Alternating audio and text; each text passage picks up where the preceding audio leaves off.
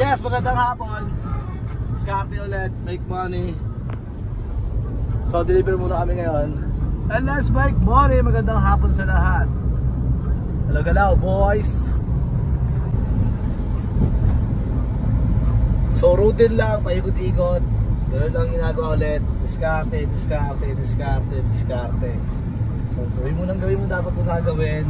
Priority mo yung paggawa ng pera. Alright? Tapos ito, pagwapo yung kotse mo.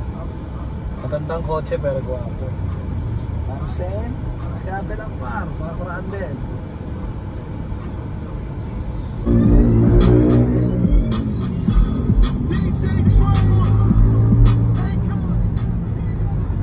No, trial and error. Ano masasabi mo sa mga nag-negosyo? Trial and error.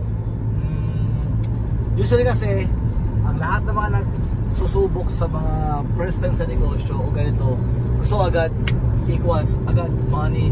Totoo naman, dapat talaga bumalik ka agad yung kita, dilabas mong puhunan sa didiskarte mo. Pero syempre, hindi naman lahat ganun yun. Kumbaga, susubukan mo lahat ng program para umandar.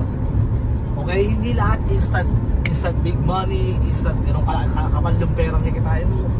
Depende lahat yan sa prosesong gagawin mo at kung talaga ba mag-click yan sa market. Pero para mag-click talaga sa market, isasagad mo yung lahat ng paraan para tanggapin ng market yung pinaproduct mo sa market.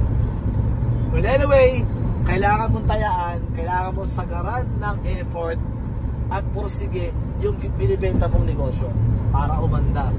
Alright, so yung trial and error, kasama yan. Usually talaga, sumusukot na tayo lang yan sa mga taong sumusuko lang. Anyway, magandang hapon sa'yo. Get that money.